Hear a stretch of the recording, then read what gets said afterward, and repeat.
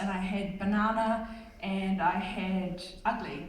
But Miss Dust proved to have quite a colonising instinct, and so she squashed banana and pushed aside ugly, and she said, those are my poems. She took them, she made them her own, put her name on the title, and then she demanded that the entire first half include her name.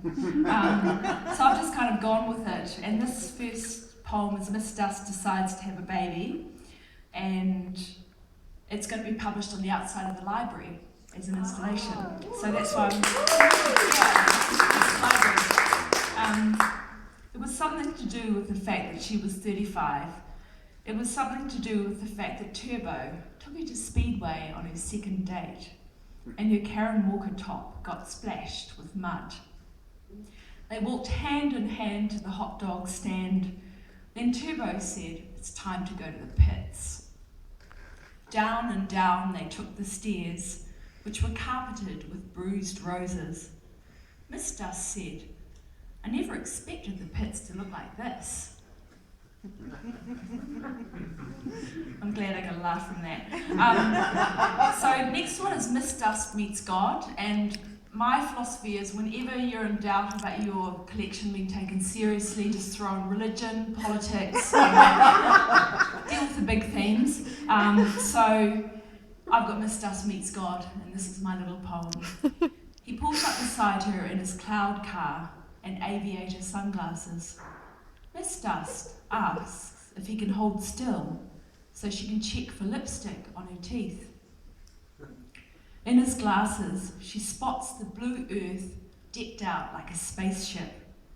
He peels off a speeding ticket, explains she will understand when she grows older. But I'm already old, says Miss Dust. I've got one about quite a terrible thing actually, and an earthquake as well, but I'm not going to read them tonight, I just can't be bothered.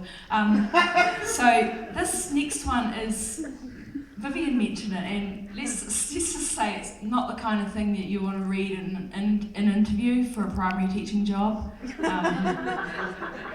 Yeah, so I taught army kids in Waiouru for 6 months, and I absolutely loved the mountain. So this is Miss Dust takes a teaching job. Miss, your skirt is wiggling, they say. Yes, it's how the life of flies keeps on. The maggots party down her shins, work their way into her mouth. Consider your desk the beginning of your life, and your feet as chains, she says. Every now and then a pop song will tell you different, but listen to me when I tell you that it won't be. That night she dreams of going to work in her wedding dress. When she opens the microwave door, the instant noodles say, I wish you wouldn't always assume I like hot climates. The principal rides to work on a trike, wears gumboots with flashing lights, hums Silent Night, and shoots out, I need to talk to you about the maths exam. The children are already laughing when she arrives, and when they see her wedding dress, they turn their can openers up higher and flutter their arms. You're pretending to be a teacher, says the inspector. Take off your wedding dress and show me your maths. She removes her dress to find that she is dressed in a large rugby sock embroidered with mud. Yeah. So I'm going to get serious again with God. This is my creation story, and Miss Dust didn't manage to get her hands on this. We've talked a bit too much about her in this.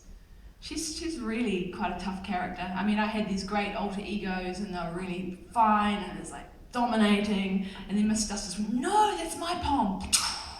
That's mine too, that's mine. And then before I knew it, colonizer. God of the beginning. In the beginning there were 11 shoes, tapping out the names of 8 gods. The god of land, the god of refrigerators, the god of good lies, the god of what's inside a wave, the god of where to from here, the god of the voice that comes from somewhere, the god of the tap, the god of how can we get the tap out of tap? In the beginning, there were ways to think of things that haven't even been possible. In the beginning there were thoughts of everything except the thoughts we didn't want. In the beginning cats squawked under the carpet and rats married the moon. In the beginning I came away with my pair of scissors, that is. Why are you looking at me private? Why do you tell me about buildings? How big will they grow? What's a cave? Is it always the mountains? Will people write stories which end in bloodbaths and bright sunlight, or is it only overcast days when bad things happen? Why is jazz written tonight? What came first, the white or the white? How many goats does it take to make a light bulb go? Can you hear the tippy-tappy of shoes, heard only by the god of feet? Can you catch the piece of shadow caught in the shoulder of the mute man who is closing off into the microphone? There are things on the tally which involve feet walking. There are things on the tally which see hands slipping things into hands, which shouldn't really be called hands because on that day only the god of feet was not asleep.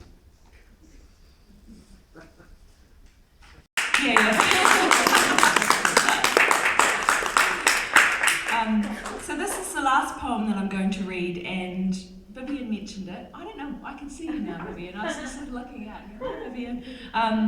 And this was in Best New Zealand Poems 2008, and you might think that's a long time ago. And I actually had Helen send me a list of questions for publicity, and one of them said, Miss Dust has taken 8 years to write. Why so long? And I thought about it, and I thought about it some more.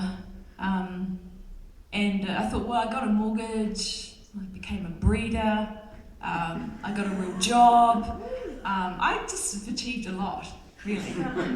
Other people do this early on, but I just did it in a burst, so it was pretty busy. But also I quite like to compost ideas, and I'm a perfectionist, but only in poetry, so I like everything else is just really sloppy. Yeah, just one area, it's okay. So this is The Air Was Freaky with Champagne. We popped shivers, ate sighs, rubbed frantically against lampposts. The lampposts filled my midnight mind with knuckle bones on ash carpet. My blue jeans shivered with white rabbits. The lilt of your collarbones was more than I could sink in one slow gasp. When you refused, I peeled off my breasts, taped them to your shoes. When you tried to walk away, I slashed your Achilles tendon with my stone adze. This is modern, darling. There is no argument against the ancient.